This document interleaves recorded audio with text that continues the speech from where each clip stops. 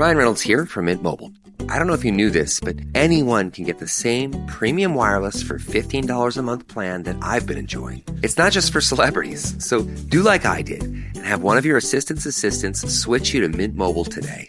I'm told it's super easy to do at mintmobile.com/switch. Upfront payment of $45 for 3-month plan, equivalent to $15 per month required. Intro rate first 3 months only, then full price plan options available. Taxes and fees extra. See full terms at mintmobile.com. It's the 77 WABC News Hour. Sponsored by Secure Cash, LLC. Talking the news with Noah Layden. All the news you need to know with Joe Nolan, traffic, Justin Ellick, sports. And now, Talking the news with Noah. On 77 WABC. Yes, that's me, 5 o'clock. Good morning. It is Tuesday, May 6th. Your forecast from the 77 WABC Weather Center. Going to see some scattered thunderstorms this morning.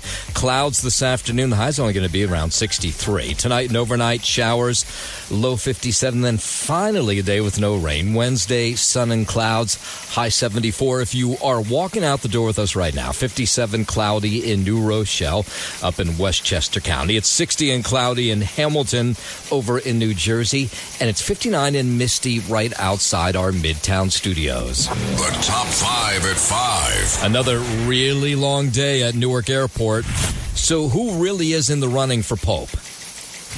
Imagine dropping off the dry cleaning and never getting it back. Some horrific dog attacks have local leaders taking action. And New Jersey Transit riders bracing for that strike. All right, let's get into it at 5:01. Just what has been another long day at Newark Airport. They cannot get out of their way. So many problems again yesterday. Hundreds of flights delayed, canceled over the weekend into yesterday. Correspondent Tom Costello has more. The FAA blames runway construction, equipment failures with both radios and radars going down last week, and controllers walking off the job. The delays have spread nationwide.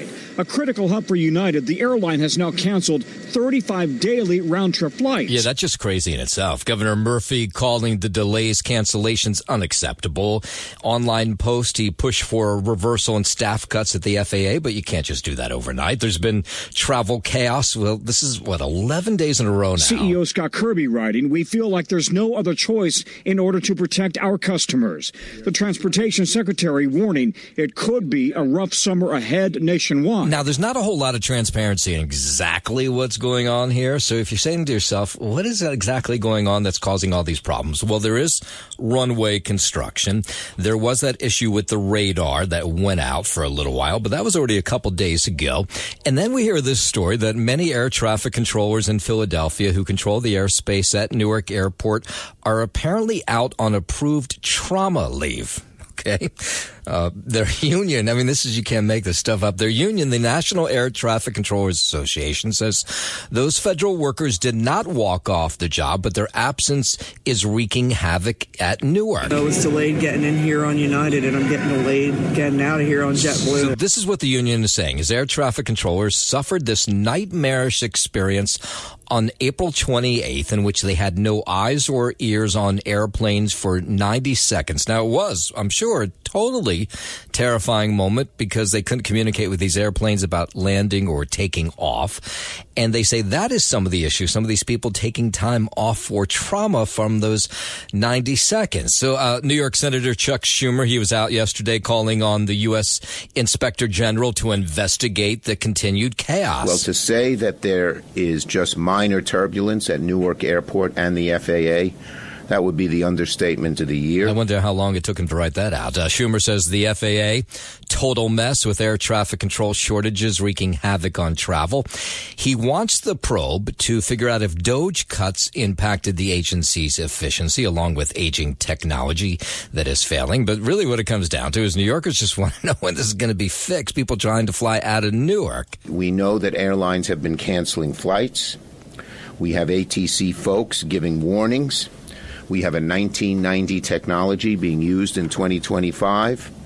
and we have safety issues, plain and simple. Yeah, so here the blame is going to be passed around. You're going to hear this Sean Duffy over at the Department of Transportation. He was blaming this on the Biden administration. Then you had Schumer, of course, you heard there yesterday, saying that the blame falls on DOGE. But the truth is, the blame falls on both of them. They've kicked the can down the road for years on fixing what's wrong with staffing, with radar, with all the equipment. And so here we are with what is just a complete and utter mess. And who pays for it? You and I. People who are just looking to fly out on vacation or go on a business trip. Newark's air traffic controllers have long warned the FAA that there are problems here. But the FAA waited. There was chaos. There were cuts. No. The blame goes all around. Democrats, Republicans, they've done this for years. There's been problems for years. Both administrations have ignored this. Maybe Sean Duffy, Department of Transportation, will fix what's wrong. How about something a little bit happier? How about the Knicks? Oh, my God. They stunned the Celtics, come from behind win, 108-105 overtime victory, game one of the Eastern semifinals last night. I went to bed and they were down by 20 points. I was like, okay, I don't need to stay up. The Knicks are going to lose. But they roared back and they won in overtime. And I think you can only call this just a huge upset. Knicks head coach Tom Thibodeau says the team showed just a ton of heart last night. I thought it was a great team win. We started well, then we fell into a hole, then we fought our way out, and then we made tough plays down the stretch. I think that's huge for us. Jalen Brunson, who's just sort of a one-man show by himself, he says his team never gave up. That's why they won last night. Told each other just keep believing and just keep fighting, sticking together, and keep chipping away. Was it going to be a 20-point shot where you can just come back? We just had to keep chipping away possession by possession. I have to tell you, though, when I picked up my phone this morning at 2 a.m. when the alarm went off and I saw that they had won, I was like, what?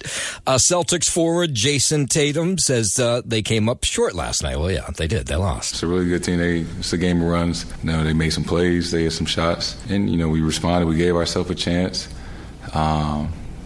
But, we just we gotta be better in the margins. Yeah, no doubt. Okay, game two is tomorrow night in Boston, but now all of a sudden it's really exciting for us Knicks fans. 5:06 with just a short time to go before the papal conclave begins on Wednesday. Catholic cardinals preparing to pick Pope Francis' successor. Correspondent Ann Thompson, she's in Vatican City, reports that cardinals are continuing to meet as the finishing touches are being put on the hotel where they'll stay during the election process. In the Sistine Chapel under Michelangelo's spectacular ceiling, the stoves are installed to burn the cardinals' ballots, while a temporary ramp provides access to the tables where they will write their votes. So one of the big stories hanging over this is Pope Francis appointed 80% of the cardinals who will select a new pope. He was kind of a leftist. Will the new pope be that as well? Once the conclave begins, the 133 cardinals taking part in the election will remain behind closed doors in that Sistine Chapel until a candidate for pope receives a two-thirds majority. So this is apparently the largest and most geographically diverse conclave ever. The church's first Latin American pope appointed 80% of the men who will select his successor. A diverse group from around the globe who no one expects will choose a carbon copy of Pope Francis. Now, you can bet on this, just because you can bet on everything, and it is interesting to see who's in the lead. There's nobody from the United States in the top 5 when it comes to the betting pool. Newark, New Jersey Cardinal Joseph Tobin, who was somewhat talked about in the early days last week, says there's no clear front runner for Pope right now. I think there's a growing consensus about the qualities of the next Holy Father. I don't think there's an agreement yet about names. Yeah, so this all gets underway tomorrow. 5:07, first check of traffic and transit on this early Tuesday morning. Good morning, Joe Nolan. There's something dramatically wrong, and then you can bet who's going to be the next pope. There's something really wrong with that. Have we lost our way that we're betting on the pope now? Is that what's going on? Put $10 down on Cardinal Tobin. Yeah, I think that's a losing bet, so don't do that. Yeah, well, but you know what? That's where you make your money, though. Oh, that's true. Like he's a dark horse and comes from behind, sort of like the Knicks last night. Right, exactly. You put money on the Knicks We're going to go. This is bad. Well, so this is what I keep hearing, and maybe you're hearing the same thing because I'm totally fascinated by this, is a cardinal from the Philippines has a good shot. A cardinal from Ghana has a good shot. Yeah. That nobody from the Americas whatsoever has a shot. So No, they never picked American cardinal. I mean, Pope never had. It's never going to happen. Anyway. Too bad. Yeah. Dolan would be great. So would Tobin. Would be great. And so would Cardinal Tobin. Both of them. They're very similar. But Tobin's over there in Newark, so he doesn't get the pub that the Cardinal in New York does. Right. Still none, no matter who it is. But, it doesn't matter. Anyway, we'll see what happens. It's fascinating. I'm going to start a pool, and I'll text you. Let me know. Send it over. From the RayCatina.com traffic desk. Oh, boy. Can you imagine the bookie showing up to collect from you? Yeah. For not paying off the Cardinal, the Pope? Yeah. WABC News Time 5:10. Let's go out to Southern California, where the search is still on for people missing from a human smuggling boat that capsized in Southern California yesterday. Coast Guard says a search and rescue operation continues near San Diego. 6:30, Coast Guard received a report from NORCOM dispatch. They informed us of an overturned vessel that had washed up. So we're getting interesting and different numbers. So what we definitely told is 3 are dead. It's either 7 or 9 others are missing. They may just not know themselves since it was a smuggling boat. The reported total would be 16, 3 deceased, 4 that were found, and then 9 that are presumed missing. 4 survivors located, all who needed medical attention. There were 3 deceased individuals reported, and then there was also a potential of 9 other unaccounted for missing individuals that would have been on the boat. Yeah, now where this boat was coming from, who the people were aboard, that they haven't told us yet. 5:11, the Trump administration going to offer $1,000 to illegal immigrants if they self-deport using a government app. What we thought we'd do is a self-deport, where we're going to pay each one a certain amount of money, and we're going to get them a beautiful flight back to where they came from. The Department of Homeland Security says the payments will be made after their return has been confirmed through this app. The app's webpage estimates that once approved, undocumented migrants would typically depart the U.S. within 3 weeks. Those who submit their intent to voluntarily self-deport will also be deprioritized for detention and removal ahead of their departure. So they would stop looking for them, essentially, wait for them to get back, and then they'd get this $1,000 prize. If they make it, we're going to work with them so that maybe someday, with a little work, they can come back in if they're good people, if they're the kind of people that we want in our company, industrious people that could love our country. Yeah, $1,000 is a lot of money. Trump says those who do not self-deport will face a more difficult time trying to re-enter the U.S. If they miss that limit, they're going to be taken out of our country, and they will never get a path to come back in. And it'll be a much tougher process. I guess if you're worried about being deported, this might be a halfway decent deal. It'll be interesting to see if anybody takes the president up on it. 5:12. President Trump says the American film industry has been decimated by other nations. He addressed his Truth Social post that called for a 100% tariff on films now that are produced outside of the U.S. We're going to meet with the industry. I want to make sure they're happy with it. Because we're all about jobs. That's all what it's very important. It's a big industry, but it's an industry now that's, it's really it's abandoned the USA where it started. President Trump says filmmaking moving overseas has hurt Hollywood, so that's why he wants to slap it with this tariff. The industry was decimated. If you look at how little is done in this country now, you think we were the ones. We used to do 100, not long ago, 100%. Now we do almost like very little. It's shocking. 5:13, the number of Americans who say stocks or mutual funds are the best long-term investment are declining now. According to a Gallup survey, 16% of adults say stocks or mutual funds are the best long-term investment, compared to 22% of people who held this view around the same time last year. The poll was conducted in the first 2 weeks of April when President Trump announced sweeping tariffs that sent the stock market on a nosedive. Despite the drop in favorability, the survey found gold had a slight uptick in popularity this year, with 23% saying it's the best long-term investment, which is up from 18% last April. I'm Brian Shook. 514 New York Attorney General Letitia James leading a coalition of 19 other attorney generals and suing to block the Trump administration from dismantling the U.S. Department of Health and Human Services. And since taking office, this administration has fired scientists, closed labs, shuttered life-saving programs without rhyme, reason, or any legal authority. She calls the mass firings illegal, dangerous, and cruel. She says that at risk include children, working parents, senior foster families, those who struggle with mental health and substance abuse. The cuts and restructuring affect departments like the FDA, the CDC, National Institutes of Health. So she's getting other people on board on this process. To stop the mass firings and to restore the life-saving programs that millions of Americans depend on, including 9/11 responders, children, and New Yorkers whose lives depend on HHS, will be denied care because this administration chose to fire their doctors. And at the same time, children in New York and across the country are at risk of losing access to Head Start. WABC News Time 515. Closing arguments wrapping up in the murder trial of 3 former Memphis police officers charged in the beating death of Tyree Nichols. Prosecution says the case boils down to a simple fact. That night, January 7th, 2023, those 3 officers did bad things.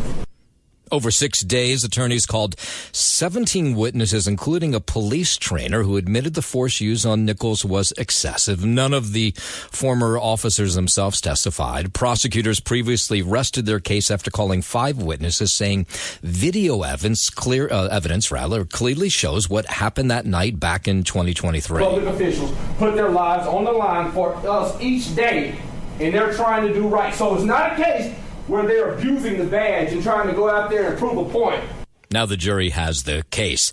A paramedic says she heard Karen Reed say, "I hit him," the night John O'Keefe was found dead. All part of this trial that's taking place up in Boston. There was a woman next to us who told her to calm down, stop talking, calm down, you're hysterical. So she repeated, "I hit him." In her murder retrial, Reed is accused of killing her Boston cop boyfriend O'Keefe by hitting him with a car after a night of drinking in 2022. On Monday, Katie McLaughlin testified she heard Reed say, "I hit him 3 times. The defense pointed out a nearby officer didn't hear it and claimed McLaughlin had a close relationship with a family that owned the home in which O'Keefe was found in front of. Reed's defense team claims she's the victim of a cover-up.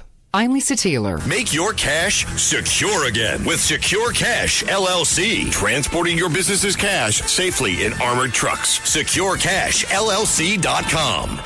519, the White House says it's going to stop new federal research grants now to Harvard. It's just the latest in the war of words between the Trump administration and the Ivy League institution. Education Secretary Linda McMahon sent a letter to Harvard's president citing serious failures in dealing with anti-Semitism and racial discrimination and for not allowing viewpoint diversity. Harvard has previously said that the president is attempting to stifle free speech and academic freedom.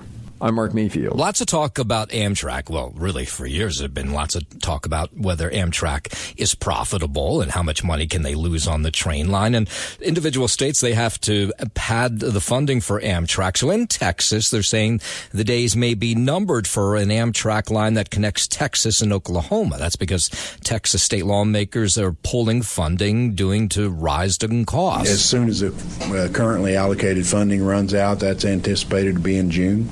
The Flyer would have to cease operations. The Flyer is the name of the line. It carried about 80,000 passengers last year. President Trump says he's not sure what Canada's prime minister wants to talk about when the two meet later today. I guess he wants to make a deal. Everybody does. Prime Minister Mark Carney scheduled to speak with Trump at the White House. The high-stakes meeting comes amidst of this trade war between the two nations. They all want to make a deal because we have something that they all want. Yeah, so this will be Carney's first trip to Washington since he was elected last week. President Trump says the Canadian Prime Minister wants to cut a deal, hopefully with him on tariffs. Governor Brian Kemp of Georgia says he will not run for the Senate next year. The governor made the announcement on social media on Monday. The race for the seat currently held by Democrat Jon Ossoff is expected to be one of the most closely contested in the country. Ossoff won the state's 2020-2021 U.S. Senate election, defeating incumbent Republican Senator David Perdue in a runoff election. Meanwhile, Governor Kemp said he had decided after many conversations with friends, supporters, and leaders who had encouraged him to run. He said he'll work alongside President Trump and Senate leadership to ensure the GOP has a strong Republican nominee who can win next November. I'm Liz Kennedy. 521. Ford says it's now going to suspend its 2025 financial outlook because of new tariffs on imported vehicles and parts. The automaker said on Monday that President Trump's tariffs could add $1.5 billion in costs next year. The 25% tariffs target imports from countries like Mexico and Canada. Ford's profits are already down this year, especially in its electric division. Shares of Ford had dropped more than 2.4% in after-hours trading. I'm Mark Mayfield. WABC News Time 522. Thousands of people lining the streets of London for a procession commemorating 80 years since the end of World War II in Europe. The event spans 4 days leading up to VE Day, which is on May 8th. Kate Middleton, Prince William's 3 children, joined King Charles and other members of the royal family at the Queen Victoria Memorial outside Buckingham Palace. Celebration featured a recitation of a speech that was given by Prime Minister Winston Churchill on VE Day. This is not a victory of a party or of any class.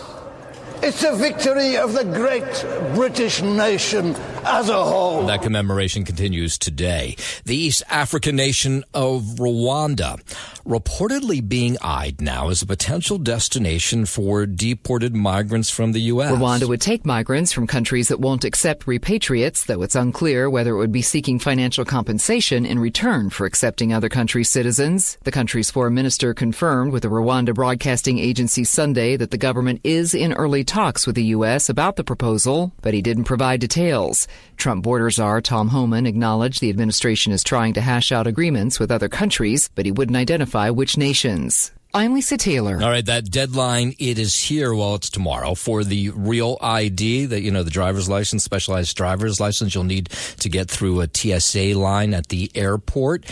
And a lot of people haven't gotten them yet. That's number one. You can use your passport, by the way, or a birth certificate if you'd like to get through the line till you get the real ID. But apparently there's all kinds of scams now trying to take full advantage of Americans rushing to get this ID before tomorrow's deadline. The deadline to get a real ID before your next flight is quickly approaching on May 7th. The scammers are hoping that your rush will help them get into your wallet. The Better Business Bureau warns against falling for fast-track offers and advises verifying government websites before providing personal information. Beware of fraudulent texts, emails, and calls claiming to expedite the real ID process. It's crucial to be cautious and report any scams if you become a victim. Experts say pay close attention and verify website URLs and consider visiting the DMV in person to ensure a secure application process. I'm Katie Gray. By the way, I know nobody that has gone out to get this real ID. I've not met it. Lou, you don't have the real ID, do you? Do you have that specialized? No, I have no urgency to get it. I think it's ridiculous. So. Yeah. Well, okay, so there you go. That's 2 of us. I don't think anybody on the morning show has it. So, and I'm not flying anytime soon, so that takes away that. I mean, guess. I don't understand it. My license is fine. Right.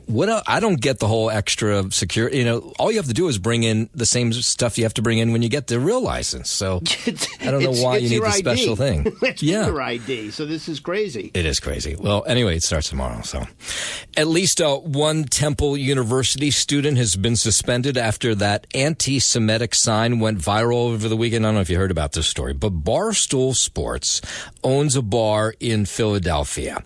And if you get bottle service at this bar, you can then put a sign up that goes up, I guess, on some sort of social media site, and you get a lot of attention. I guess that's really exciting. Well, the person who got bottle service over the weekend, they had a message that they wanted to post on social media, and it was F the Jews. Now, you would think the people who were working at the bar would say, maybe we shouldn't put this up on social media or hang the sign in the bar, but they were stupid enough to do it anyway. So Dave Portnoy, who happens to be Jewish, says he was not happy about this. I was furious. I got inundated with just everybody. I mean, Philadelphia is definitely a big Barstool city. We've done a lot there, so just everybody saw it. It made the rounds on social media, and my blood was boiling. I was just absolutely incensed. Okay, so the kid, because he really is a kid, who goes to Temple University, who put the sign up, has been suspended from Temple University, and now the school's saying he could be expelled as well. Portnoy wanted to go a different direction. He actually offered this kid a chance to go visit the Auschwitz concentration camp in Poland on his dime. The first knee-jerk reaction was like just to punish them and kind of ruin their lives, whoever was involved in this, as much as possible. So he didn't go that way. The thought was maybe if they could learn more about, the history and why this is so offensive and visit Poland and the concentration camps in Auschwitz, you could make a teaching moment out of it. So that's what we landed on. And they were willing to go do this. Yeah, okay, so they were, but the kid now says that he had nothing to do with the sign. He's backing off the story. And then they asked this student at Temple University, who I think is incredibly smart and handsome, the same question about this whole thing with Dave Portnoy. I was angry and I was disappointed. And as much as I want to say I was shocked, I really wasn't. Senior Gabriel Layden gearing up for graduation from Temple University. I don't know if you heard that, but Senior Gabriel Layden, yes, he's connected to me. This is my son. A Fox reporter stopped him on the streets. Really wasn't. Senior Gabriel Layden gearing up for graduation from Temple University in less than a week. The excitement took a hit of disappointment Sunday afternoon when he saw this video with hundreds of thousands of views showing an anti-Semitic message on a sign ordered at Barstool Sampson Street in Center City Saturday night. I do respect that, but I also have some friends saying, why are they sending this guy on a vacation? And I hear that aspect, too. This is a teaching moment, I feel like. And good on Dave Portnoy for not ruining this guy's life. And, hopefully some good can come from this. All right, so that was before Portnoy said that this kid no longer wanted to go on the trip. Anyway, so I'm sure this will be more to the story as Temple University decides whether to expel this student. It's the 77 WABC News Hour. Sponsored by Secure Cash, LLC. Talking the news with Noah Layden. All the news you need to know with Joe Nolan, traffic, Justin Ellick, sports. And now, Talking the news with Noah on 77 WABC. Yes, that's me. Good morning. It is Tuesday, May 6th. Your forecast from the 77 WABC Weather Center. Scattered thunderstorms this morning. Clouds this afternoon, high 63. Tonight and overnight, showers, low 57. And finally, we'll see some sunshine on Wednesday. Sun, clouds, high 74. If you're walking out the door with us right now, so happy you are. 57 cloudy in New Rochelle up in Westchester County. 60 and cloudy in Hamilton over in New Jersey. And it's 59 and misty right outside our Midtown studios. WABC News Time 5:39. The next election for governor of New York, it's not until November 2026, but the race has been heating up in the last couple of days. Governor Hochul yesterday responding to an attack from upstate Congresswoman Elise Stefanik, who apparently is mulling a run for governor. Stefanik, whose nomination to be ambassador to the United Nations was pulled, says she's now strongly considering trying to oust Hochul. I dubbed that of Andrew Cuomo, not thinking anybody could make it worse. Kathy Hochul makes the impossible possible. She is the worst governor, and it's showing in her poor, abysmal approval rating. The governor had her own response to what Stefanik said. Donald Trump has made sure that the Republican Party brand is so tainted in New York that no matter who runs against me, they will have the baggage of explaining why. That people's prices went up, why they lost health care, why they lost Medicaid, why they lost education, all to fund tax breaks for the wealthiest. Yeah, so Hochul says she thinks anybody's at a disadvantage running as a Trump fan, which Stefanik is. Because look at the crises that Kathy Hochul and single-party Democrat rule have delivered to New Yorkers. Now, Stefanik, I think, is interesting. She's clearly trying to clear the path for a Republican nomination by coming out so early and saying that she wants the job. But Governor Hochul yesterday is saying, bring it on, Stefanik. I look forward to that fight. No matter who it is, it's not settled yet, but I say bring it on. 541, New York Attorney General Letitia James leading a coalition of 19 other attorney generals in suing the Trump administration now. They're trying to block it from dismantling the U.S. Department of Health and Human Services. And since taking office, this administration has fired scientists, closed labs, shuttered life-saving programs without rhyme, reason, or any legal authority. She called the mass firings illegal, dangerous, and cruel. James says those at risk include children, working parents, seniors, foster families, those who struggle with mental health and substance abuse, and first responders. The cuts and restructuring affect departments like the FDA, the CDC, and the National Institutes of Health. I'm Tammy Trujillo. Starting tomorrow, you'll need that real ID to get through the TSA line to get on an airplane, unless you're carrying a passport. And there's just tons of people don't have it. If you're listening to us earlier, lots of people haven't gone to get it yet, partly because the lines have been incredibly long at the DMV as people wait to the last minute. Yesterday in Garden City, it was so packed, people said they waited up to 5 hours to get this specialized driver's license. It's very frustrating. It's very packed out there. It's too much. I don't even understand why that we got a real ID when we have an ID already. It doesn't make sense to me. Yeah, it doesn't make sense to me either. The DMV says it's working to accommodate the rush. They're encouraging people to visit its website for tips that can speed up the process of getting the new identification. There's lots of people who've showed up to get the real ID, but they don't have all the documentation that they need, and then they've waited all this time for absolutely nothing. So make sure you do that if you are getting in line. And the truth is, if you're not flying anytime soon, you don't need this documentation. Here it is at the DMV. They're saying they're expanding hours and hoping people who don't need the ID right away will stay away for a little while. Putting out new appointments every day. We have expanded the hours. We've added Saturday hours. You are not going to be traveling this week. Do not rush into a DMV. You have time. Okay, so the way you're saying to yourself, hey, Noam, how do I know if I have this or not? If you have a driver's license that has a star or a flag symbol in the right corner, then you're good to go. You don't need to show up the DMV. If your license does not have that, it is not a real ID. So you'll be like these folks if you're planning on flying soon, waiting in line. I already have a passport, but I'd like to have a real ID as well. It's exhausting. Very exhausting. Yeah, I wouldn't want to wait in line for 5 hours. 5:43. An elected official in the Hudson Valley behind bars today accused of shooting a food delivery worker at his home over the weekend. John Riley, the superintendent of highways in Chester, New York, that's in Orange County, about an hour north of the city, was arrested Saturday and charged with assault and weapons possession. State police say a DoorDash delivery driver got lost in the Republicans' neighborhood Friday night and went door to door asking for help. When the driver got to the 48-year-old Riley's house, Riley ordered them off the property, then shot at the driver multiple times, hitting them once in the back. Riley is expected to appear in town court Friday. Andrew Whitman, NBC News Radio, New York. WABC News Time 544. NYPD cracking down on cyclists and e-bike riders with criminal tickets now. The NYPD is launching this new enforcement policy that targets cyclists, e-bikes, moped riders. And the bicyclists are really upset about this. It's all about the city is doing this quality of life initiative because people complain that moped riders, people on bicycles, they don't pay attention to traffic lights. They ride on the sidewalks.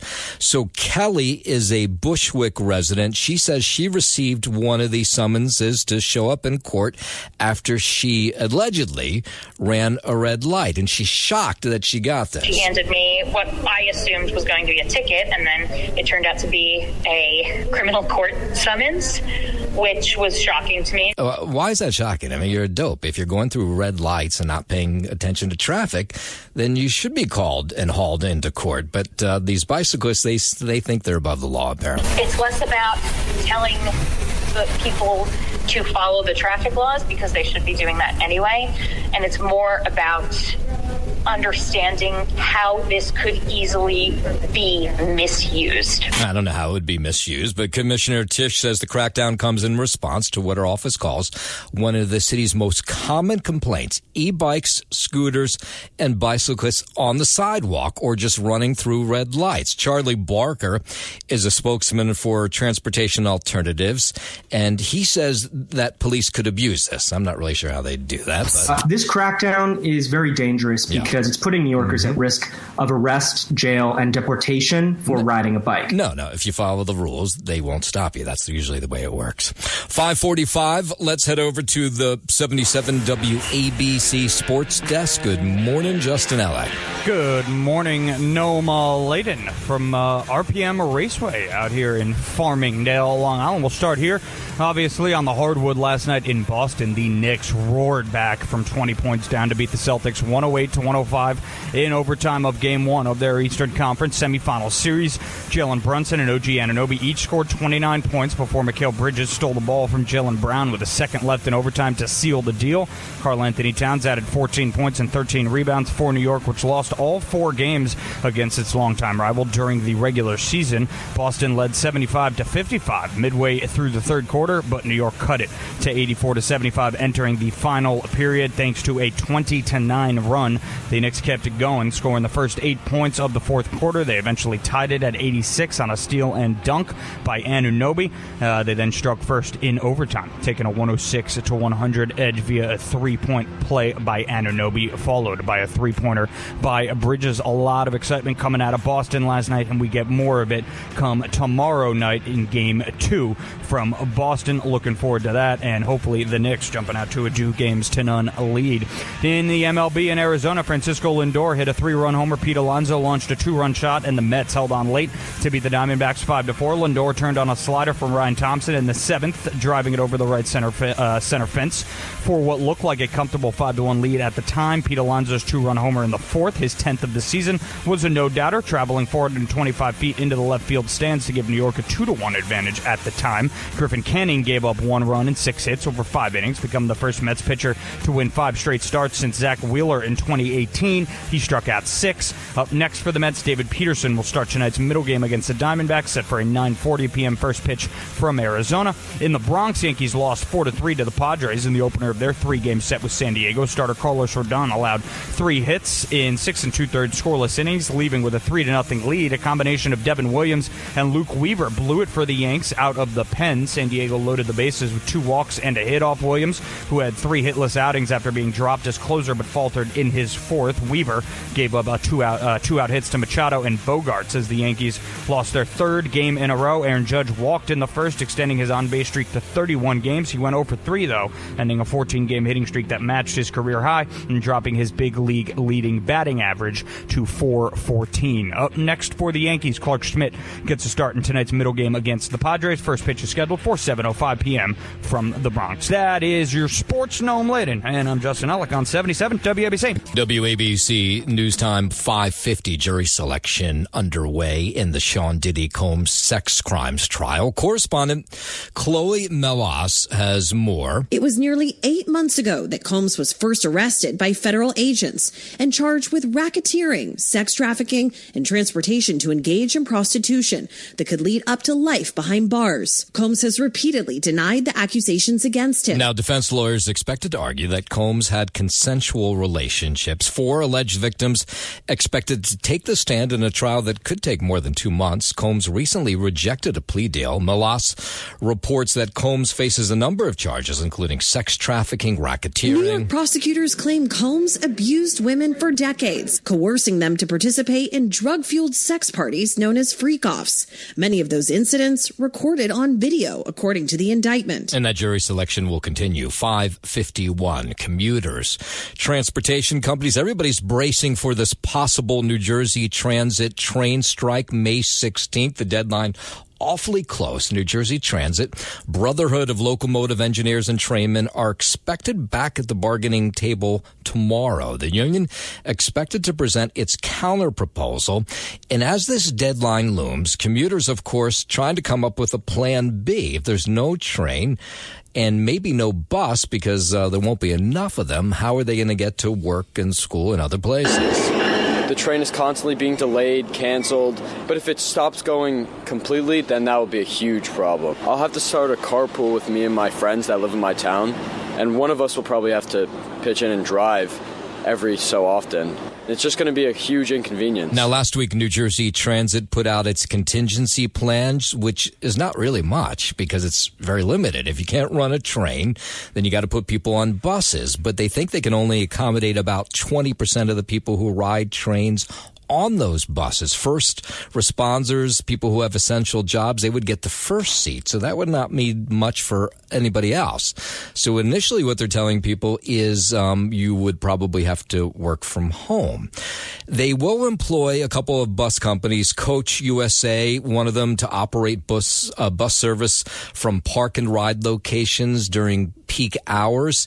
And Coach says it's ready to do it. They have buses and they'll employ as many buses as they can to get people to and from places like New York City. We will be providing a certain number of buses and, if necessary, more to meet the needs as they come. We have done this in the past. We've done it with the MTA in New York, and certainly we provide these type of services for Amtrak as well when necessary. But everybody, of course, keeping their fingers crossed that the two sides, the locomotive union and New Jersey Transit, can come to some sort of compromise. Otherwise, you're talking about 350,000 people that take New Jersey Transit who would be looking for another way to get to work, school, wherever, and that would not be good. 5:54. Mayor Adams' administration rolling out a new program that's going to help offer student loan forgiveness to New York City public service workers. And right now, thousands of city employees can get their debt wiped out, and they do not even know it. So match with the partnership with Summer. We want to make sure the information is out there. The mayor announcing these plans yesterday to help roughly 100,000 city employees enroll in the federal government's public service loan forgiveness program to reduce or cancel $360 million in student loan debt. We are ensuring that those who are tirelessly serving our communities will have the support and resources to avoid these roadblocks and successfully gain loan forgiveness. Yeah, that'd be huge, obviously, to those workers. 5:54 out to Brooklyn. Dry cleaning customers in one neighborhood just fuming after they say a shop there shut down, leaving them unable to get any of their clothes back. Julie Newman, one of the people who went to pick up some blankets and a dress at her local dry cleaners, to find out that the doors were locked and there was a notice of eviction on that front door. I called every number that I had. I followed every lead that I had. And then I put up some posters to get to the bottom of it. Yeah, the shop is Express Dry Cleaners. It's on Wyeth Avenue in Williamsburg. There's a long list of complaints even before the eviction. One neighbor said she had to confront the owner after her son paid up front for clothes that came back dirty. Another neighbor says they brought in religious clothes to be cleaned for Passover, only to be told the items had disappeared. So this apparently dry cleaner was up to no good. It's shameful to say a lot of people came in to give in this stuff, not realizing that they won't get it back. Now, so here's the issue. The landlord claims he was taken by the cleaners as well. They owe him like $40,000 in back rent. He's let people in to claim their clothes inside that are still inside, but it was one of these places where they send it out to another place to be dry cleaned. So chances are all these people who handed in their clothes will never see them again. I did not find my belongings, and I don't know where they are. Yeah. And the New York Islanders have the first pick in the upcoming NFL draft, thanks to an upset win in the draft lottery yesterday. The Islanders were in the playoff chase right up to the final week of this season, and now they get the top pick in the draft. The Islanders won the draft lottery, held at NHL Network Studio in Secaucus, despite coming into it with just 3.5% odds, 10th best in the drawing. The last time the Islanders had the first overall pick in the draft, they selected John Tavares in 2009. If they keep it, this number one overall will be the fifth in team history. Other Islander overall number ones include Rick DiPietro, Dennis Potvin, and Billy Harris. Andrew Whitman, NBC News Radio, New York. No doubt good news for long-suffering Islanders fans like our good friend Lou. Thanks for listening to the News Hour with Noam Laden. You can hear the News Hour with Noam Laden weekday mornings at 5 on 77 WABC. If you like the podcast, share it with your friends and listen anytime at WABCRadio.com and download the WABC Radio app. Hit that subscribe button on all major podcast platforms. Plus, follow WABC on social on Instagram, TikTok, Facebook, and X. See you next time for a new episode so you never have to wonder. What the heck is going on here?